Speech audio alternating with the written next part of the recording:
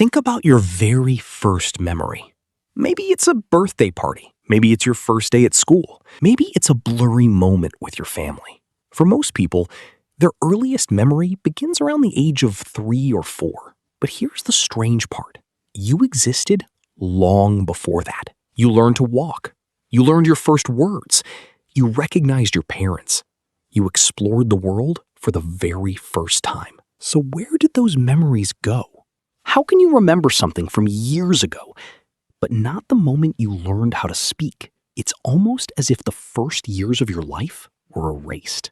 And the truth is much stranger than most people realize. Most people assume babies simply can't form memories, but that's completely wrong. Scientists have shown that babies can remember things.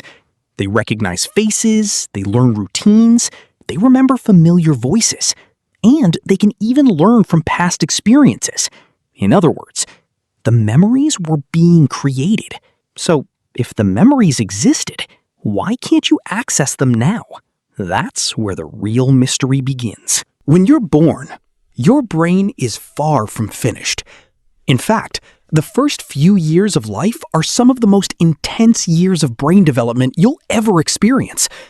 Imagine trying to save important documents inside a building while the building itself is still being constructed. Walls are moving, rooms are changing, entire sections are being rebuilt. That's essentially what's happening inside a baby's brain. Millions of neural connections are forming. Others are disappearing.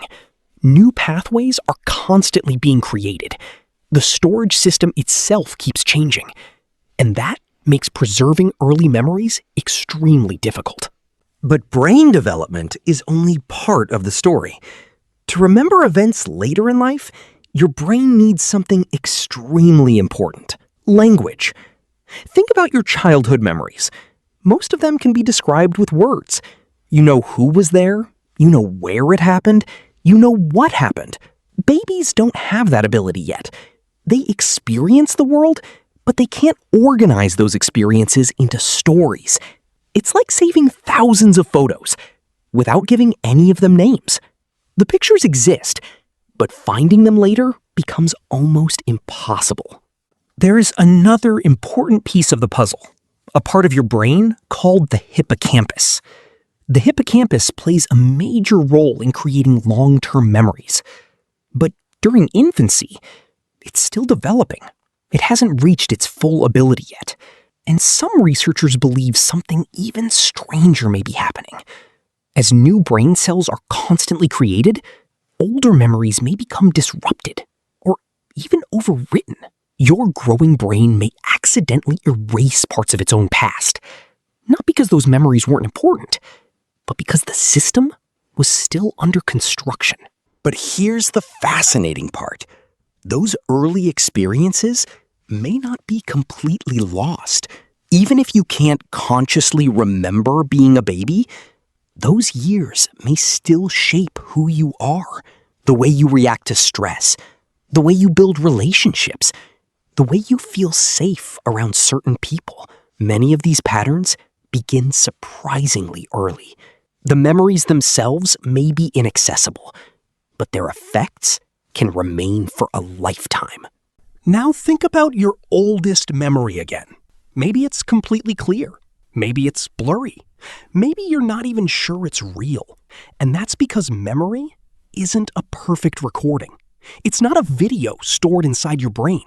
Every time you remember something, your brain rebuilds it. Small details can change. New information can sneak in. Parts can be forgotten, which means your oldest memory may not be exactly what happened. It may simply be the version your brain reconstructed over time. So why can't you remember being a baby? Not because nothing happened, not because those years were empty, but because your brain was growing too quickly. Its memory systems were still developing, and the tools needed to preserve those experiences didn't fully exist yet. The first years of your life helped create the person you are today. You just can't remember watching it happen. And somewhere beyond the oldest memory you can reach, an entire forgotten world still exists.